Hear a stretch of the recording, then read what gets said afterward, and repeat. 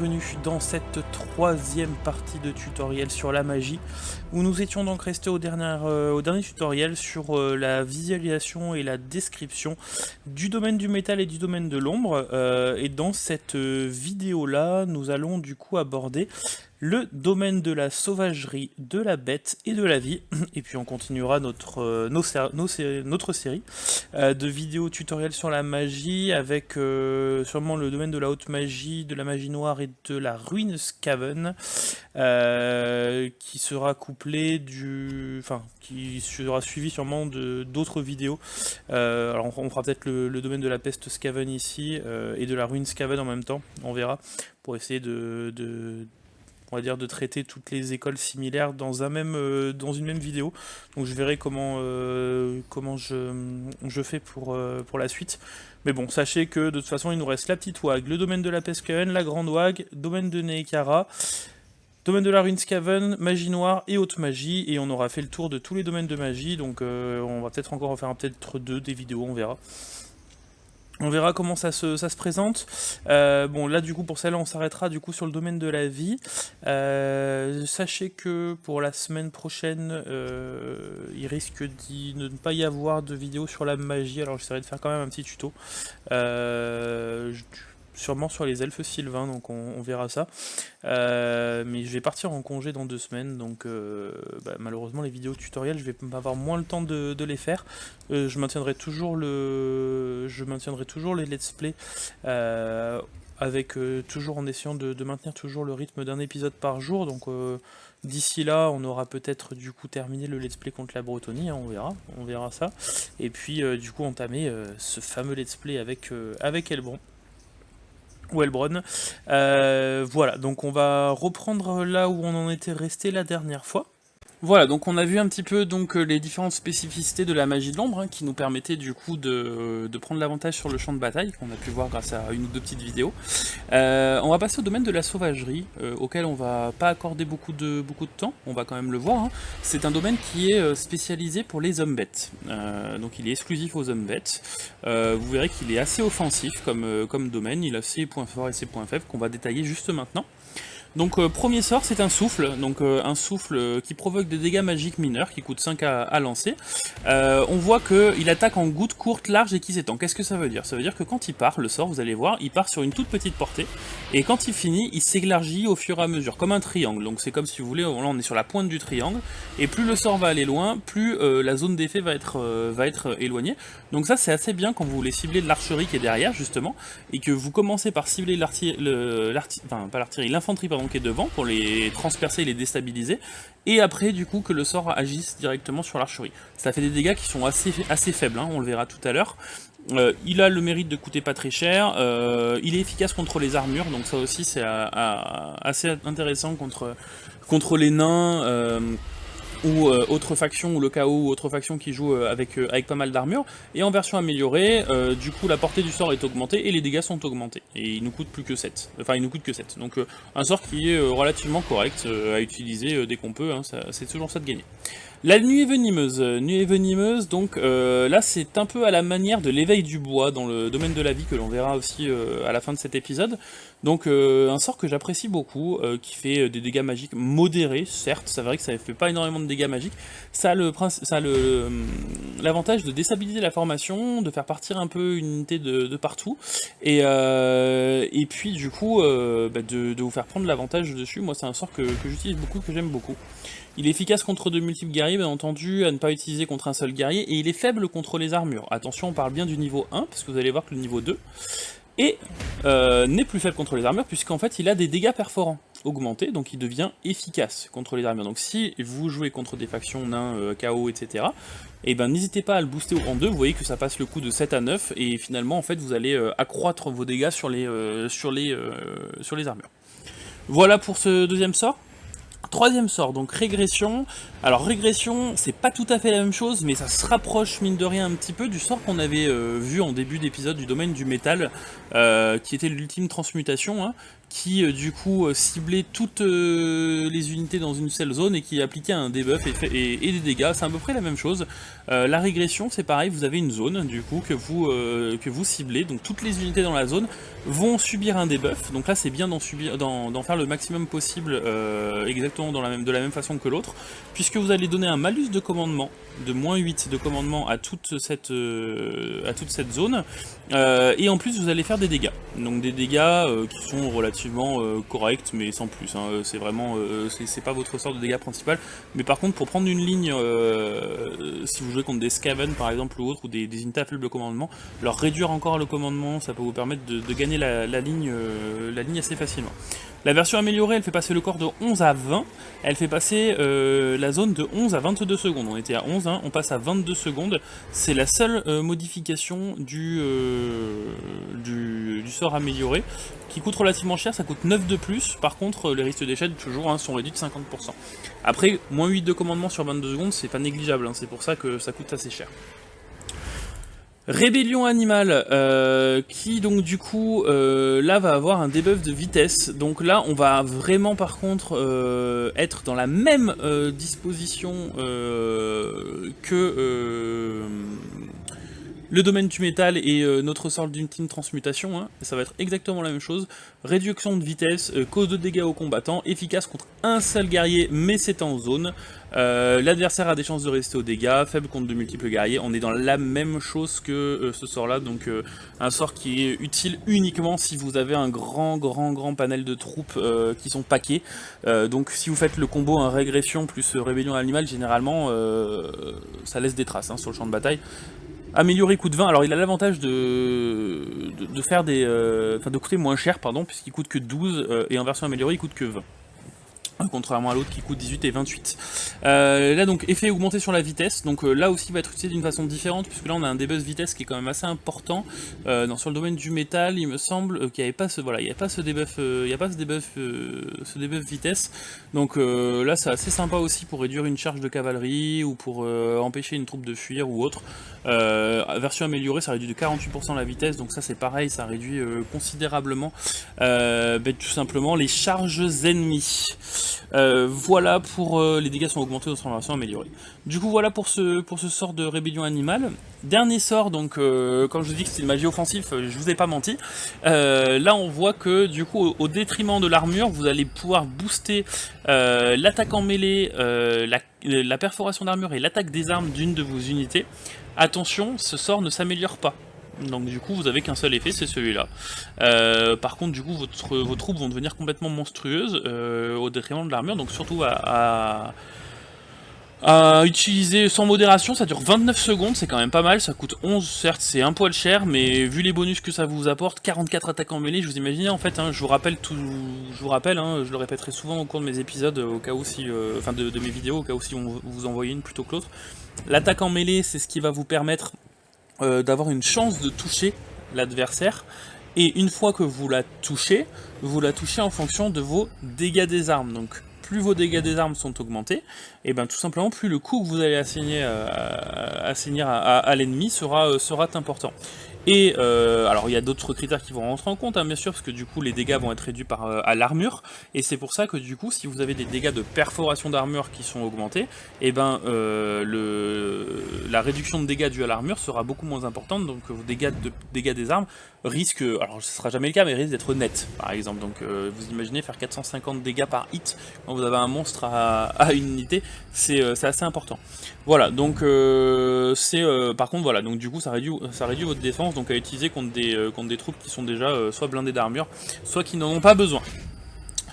Et dernier sort, territoire sauvage, qui pareil, du coup, alors vous en avez droit qu'à 2, hein, du coup, un nombre d'utilisateurs en combat que 2, vous pouvez pas en avoir plus, ça coûte 26. Pareil, un des sorts les plus importants, du coup, qui génère un Sigor. Donc le Sigor qui est, je vous rappelle, une unité d'homme-bête qui lance des grandes pierres enchantées à distance, qui fait des dégâts assez monstrueux. C'est une sorte d'artillerie, hein. C'est l'artillerie en fait des hommes bêtes, hein, le Sigor. Et donc du coup, pareil, ça c'est assez bien, mais bah, du coup malheureusement, ce Sigor se dégrade avec le temps. Et du coup, ben, ça le rend un peu moyen pour 26 de coups de pouvoir. Voilà pour ce visuel des sorts là. On va passer tout de suite sur la vidéo. Nous voilà dans cette démonstration des vidéos de démonstration des hommes bêtes. On va commencer par l'invocation du Sigor. Voilà, ici pour que vous puissiez voir déjà à quoi il ressemble si vous n'en avez jamais vu. Donc un bon petit cyclope, un minotaure cyclope qui va donc du coup lancer des pierres, donc artillerie, qui fait énormément de dégâts, qui perce armure, qui provoque la terreur. Donc vous allez voir si ça touche. Ça n'a pas touché, ça touchera peut-être plus tard, que ça fait la différence. Ensuite on va lancer donc ce sort alors on va commencer par le brame. Le brame, je vous rappelle, c'était le souffle qu'on va essayer du coup de faire toucher du coup toutes les unités. Voilà, ça a touché, vous voyez que ça fait quand même pas mal de dégâts, ça réduit quand même considérablement le moral aussi des troupes ennemies. Alors on va essayer de mieux le cibler, ce souffle, histoire qu'il aille... alors, voilà. Vous voyez que du coup, on a touché les 2 régiments avec ce souffle, donc pas énormément de dégâts, hein. On le voit, bon, on le voit surtout sur eux. On a touché à peu près la moitié de leur unité, pas énormément de dégâts. Donc un sort assez moyen. La nuée venimeuse qui correspond donc du coup tout simplement à... alors là on va commencer à les faire attaquer, qui correspond tout simplement à l'éveil du bois du domaine de la vie qu'on n'a pas encore vu et qu'on verra, donc que vous avez sûrement vu dans mon let's play. Alors il est où? Il est là. Donc qui sert à réduire les charges. On va réduire tout de suite leurs charges, regardez. Hop, voilà. Ça, du coup, de ce côté-là, il n'y a pas de charge, donc moi, mes troupes ici peuvent du coup avoir le bonus. Donc voilà, donc vous voyez qu'ils ont beaucoup plus subi que nous avons subi. Alors on va quand même dégager un petit peu notre chaman, parce que le but c'est pas qu'il participe à la mêlée.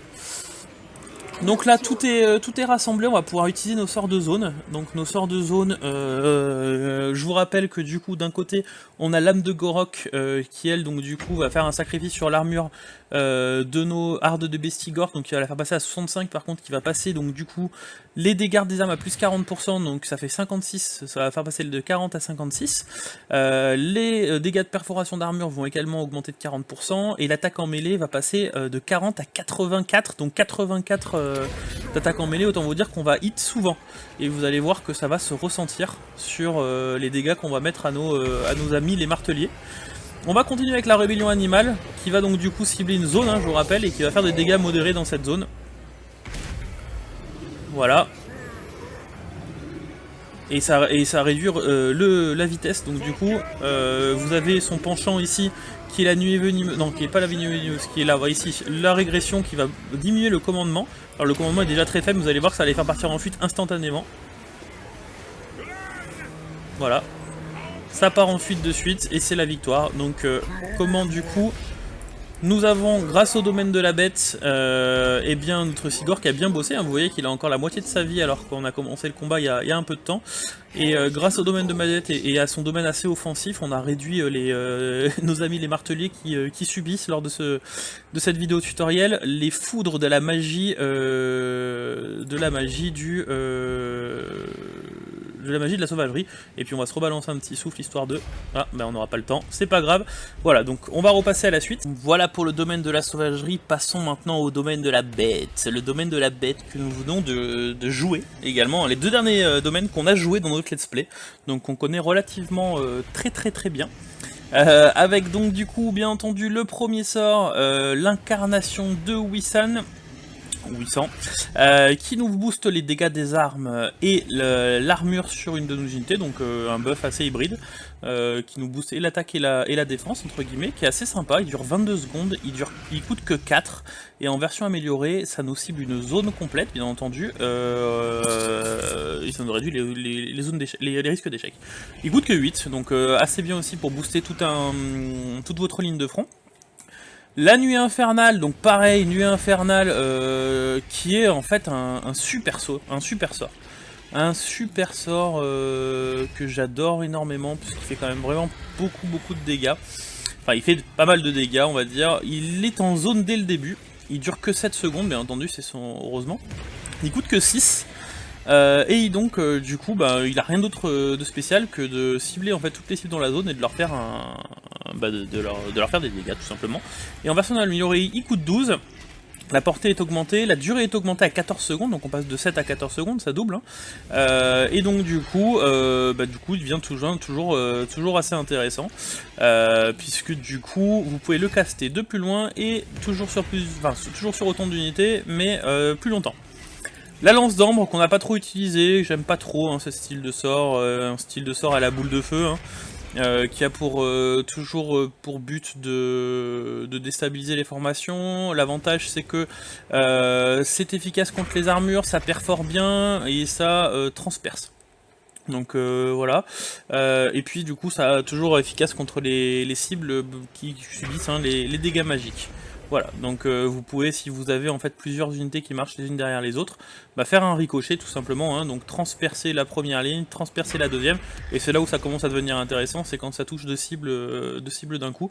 Il coûte quand même 7, c'est un poil cher quand même, et puis 11 en version améliorée. Donc là par contre, il commence à redevenir un poil plus intéressant, puisque vous avez des dégâts perforants augmentés, et en plus, les dégâts perforants des explosions, donc on voit que quand ça touche, ça explose, sont également augmentés. Voilà. L'inconvénient bien entendu c'est que si ça touche des alliés, donc c'est toujours à mettre avant que là par contre du coup les troupes arrivent en frontline. Une fois que la mêlée est engagée, c'est un sort qui ne vous servira plus à rien, puisque du coup ça transperce aussi bien vos alliés, en tout cas sur la version améliorée. La peau impénétrable de Pan, donc pas mal aussi, qui booste la vitesse, donc pas mal à utiliser sur la cavalerie, pas mal à utiliser sur la cavalerie juste avant une charge, ou pour fuir, ou pour rattraper par exemple des chasseurs maraudeurs qui eux, du coup ont une vitesse de base plus rapide que la vôtre. Ça réduit également, ça augmente également la résistance physique de vos troupes, donc pas mal aussi du tout quand vous voulez en fait prendre le dessus sur une unité au corps à corps et que vous voulez en fait booster votre ligne de front. Donc assez utile avec la Bretonie, puisqu'en fait vous le savez, la ligne de front des Bretoniens est faible. Les unités d'infanterie, heureusement du coup d'ailleurs que la faction n'a pas des unités d'infanterie pétées, parce qu'elle a la cavalerie complètement pétée. Mais du coup ça vous permet en fait de tenir la ligne de front, et permettre justement à votre cavalerie de pouvoir avoir le temps de contourner et de passer par derrière pour foncer sur les flancs. Donc en version améliorée, on passe de 7 à 14, il y a une zone d'effet, donc là ça peut cibler du coup la totalité de votre frontline, qui est assez petite, avec la Bretonie, hormis quand vous avez la cavalerie qui vient prendre effet. Et du coup, qui devient également efficace contre les dégâts perforants. Voilà, puisque la résistance physique, je vous rappelle, a cet effet là aussi. Voilà pour ce sort là. Le 5e sort, donc la malédiction d'Araer, donc qui est pas mal aussi, puisque du coup ça pour debuff l'archerie ennemie, moins 60 de précision, c'est au top. L'attaque en mêlée, ça c'est plutôt du coup pour réduire l'attaque en mêlée des troupes ennemies, au corps à corps bien entendu, et la vitesse, donc pas mal pour debuff une unité pour debuff pareil la frontline adverse. Donc un sort qui va vachement jouer sur la frontline, donc pour essayer justement que vous puissiez, soit avec les unités monstrueuses, soit avec les unités de cavalerie, de tourner autour et de pouvoir en fait prendre l'ascendant sur la bataille. Il coûte 11, c'est directement un sort de debuff de zone, et la zone d'effet est augmentée sur le sort amélioré, on passe de 11 à 15. Voilà. Transformation de Cadon, donc là dans la même fonction que le Sigor, ça vous génère une unité qui va se détériorer avec le temps, bien entendu, que vous ne pourrez jamais avoir autrement que en l'invoquant ici. L'avantage c'est qu'elle peut passer derrière les lignes ennemies.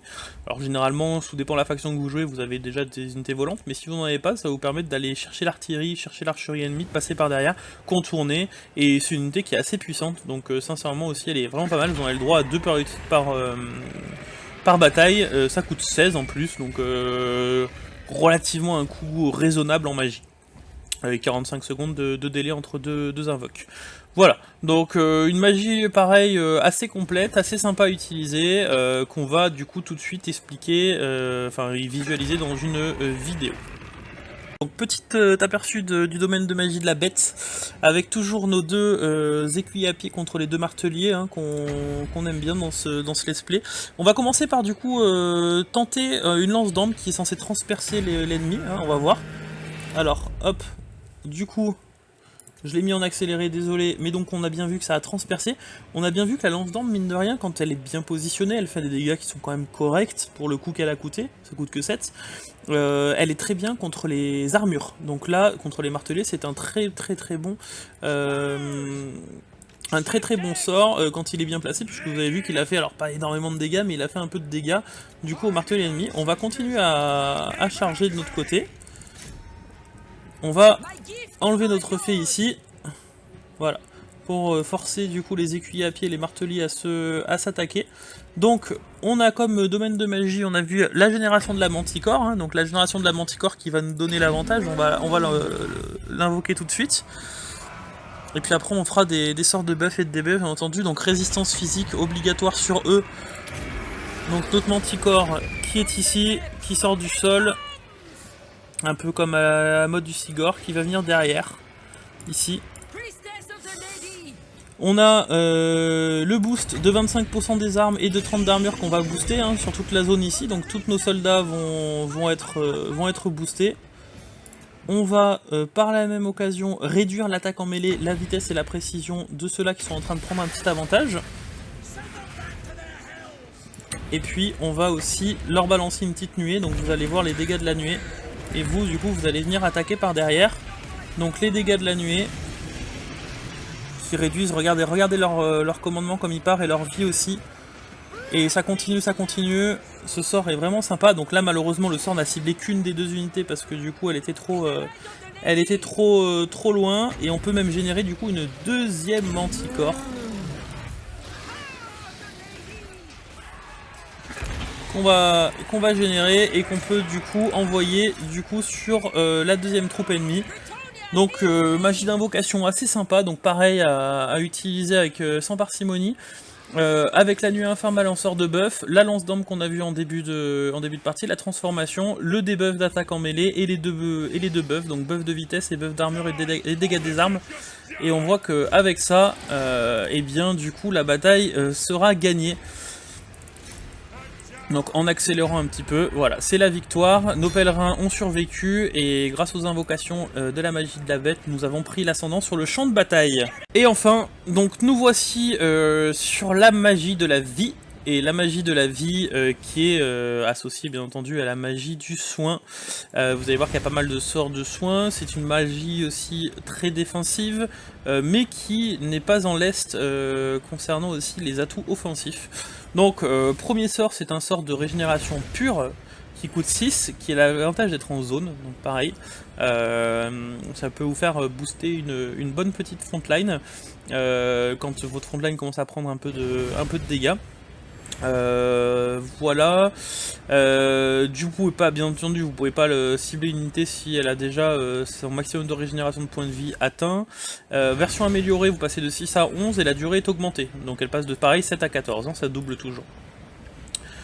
L'éveil du bois, donc voilà, on l'avait précisé avec le domaine de la sauvagerie, exactement un sort pareil qui va donc du coup déstabiliser la formation, que j'utilise beaucoup, qui réduit de 48% la vitesse, donc ça c'est exceptionnel pour stopper une charge de cavalerie, donc pareil hein, pour le domaine de la sauvagerie d'ailleurs, hein, si vous l'utilisez juste avant la charge de cavalerie, ça tout simplement ça enlève le bonus de charge, ça réduit à 0 le bonus de charge des unités de cavalerie, et ça marche également sur l'infanterie, hein, si vous voulez vous conserver vos bonus de charge et que l'infanterie en face ne l'est pas, et bien tout simplement vous balancez ce sort qui en plus va réduire la vitesse des ennemis aux alentours, donc en version simple, et il n'y a pas de version améliorée sur ce sort.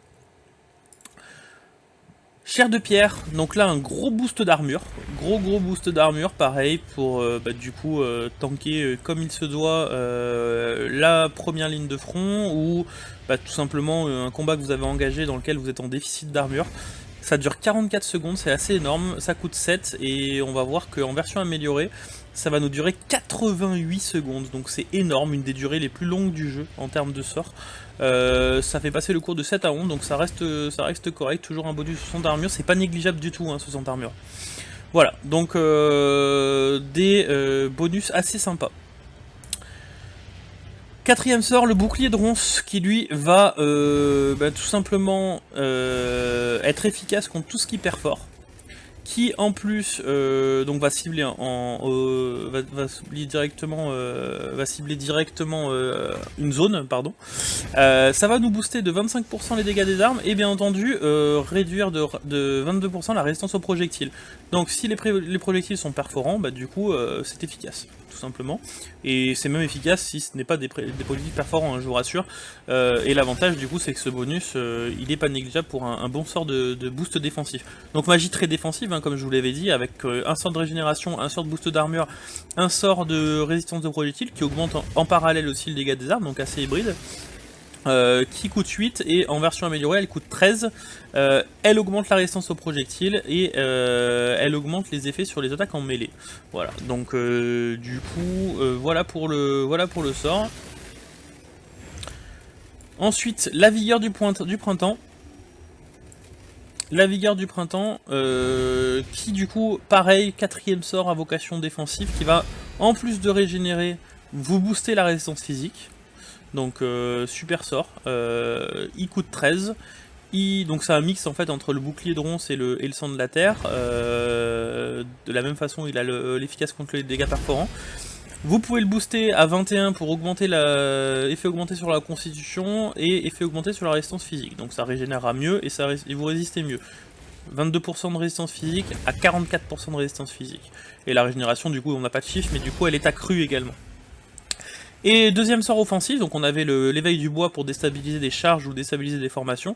On a aussi également les êtres du dessous qu'on voit en introduction du let's play, enfin du tutoriel pardon, qui donc du coup est un sort assez puissant, qui donc du coup on le voit fait apparaître des branches venues du sol, qui fait des gros dégâts, qui fait des bons dégâts et qui immobilise surtout en fait, hein, qui immobilise les troupes au sol. La zone d'effet elle est également immobile, donc c'est le vortex de la magie de la vie qui est immobile, donc vous êtes sûr de toujours réussir votre coup avec. Il y a des chances de résister aux dégâts et du coup ça réduit également la vitesse. Voilà, et du coup en version améliorée vous avez l'effet augmenté sur la vitesse, donc c'est pour ça que le coup coûte que de 18 à 22. Voilà, donc on va expliciter ces derniers domaines tout de suite en vidéo, même si on l'a déjà vu sur beaucoup de vidéos.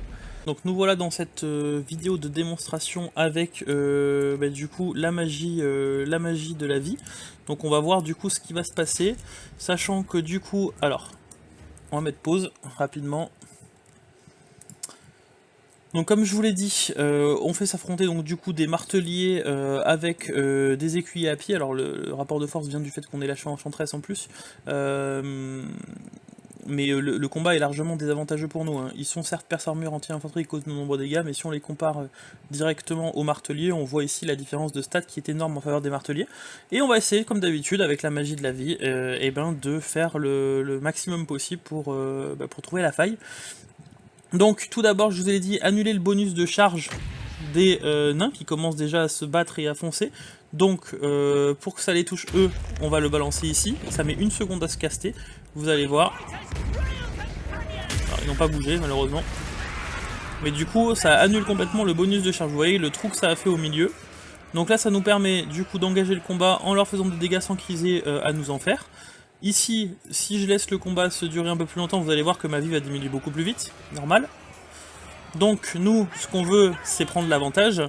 On va donc du coup booster nos troupes. Donc on avait dit qu'on avait vu un boost armure ici, qui peut nous booster l'armure contre les marteliers de 60 pendant 88 secondes. Donc, énorme. Donc on va mettre le boost d'armure qui va durer du coup tout au long du combat 1v1. On a la régène aussi,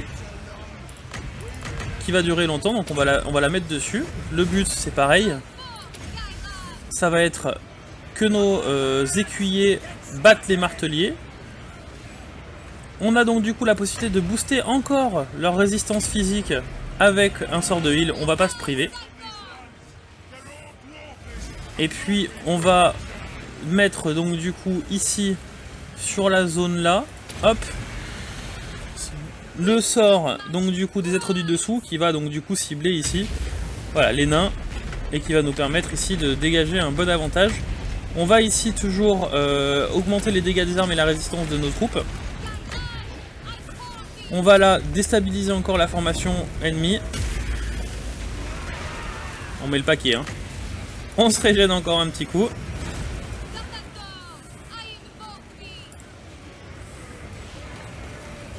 Et nos écuyers à pied du coup qui reprennent du coup un petit peu l'avantage. Grâce à cette régénération.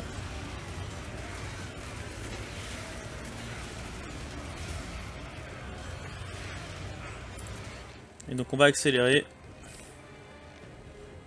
Et voilà, c'est la victoire. Donc merci à la magie de la vie. Il fallait bien tout ça hein, pour les battre. Je vous invite aussi à faire le combat en 1 contre 1 comme ça pour voir qu'on se fait exploser en quelques minutes normalement. Bon, c'était juste pour vous prouver donc du coup tous les bienfaits de cette magie. Voilà, donc voilà pour la fin de cette deuxième vidéo de tutoriel. Prochaine vidéo comme promis, on abordera les domaines de la haute magie, de la magie noire, de la rune Skaven. Et de la petite wag, je pense pas que je ferai les 7 domaines peut-être dans une seule vidéo, je vais voir encore comment je vais faire. J'hésitais aussi à faire une vidéo par domaine, mais bon comme j'ai commencé comme ça, je vais finir comme ça. S'il y a vraiment des domaines de magie aussi par la suite que vous voulez que je détaille plus en détail ou que je fasse une vidéo on va dire spécialisée et plus complète sur un domaine de magie en particulier où on détaille vraiment les caractéristiques de chaque sort. On va dire avec plus de chiffres et plus d'effets sort par sort, où je fasse une vidéo par sort avec l'effet que ça a. N'hésitez pas à me la laisser en commentaire. On verra comment on articule la 3ème vidéo, parce que là du coup on en a fait quand même 1, 2, 3, 4, 5, ça nous a pris quand même pas mal de temps, donc là je me vois pas faire 7 écoles de magie, donc peut-être qu'on va faire 4 et 3, ou alors peut-être 5 et 2, et puis sur la vidéo où je ferai les deux, je commencerai du coup à faire les combinaisons, où je ferai tout simplement la vidéo sur les combinaisons de magie, donc n'hésitez pas à me laisser un petit commentaire sur comment vous voulez que je réalise du coup ces 2 dernières ou 3 dernières vidéos d'école de magie. Moi de mon côté je vous souhaite à tous une excellente journée et je vous dis à bientôt pour un prochain tutoriel ou pourquoi pas un prochain let's play.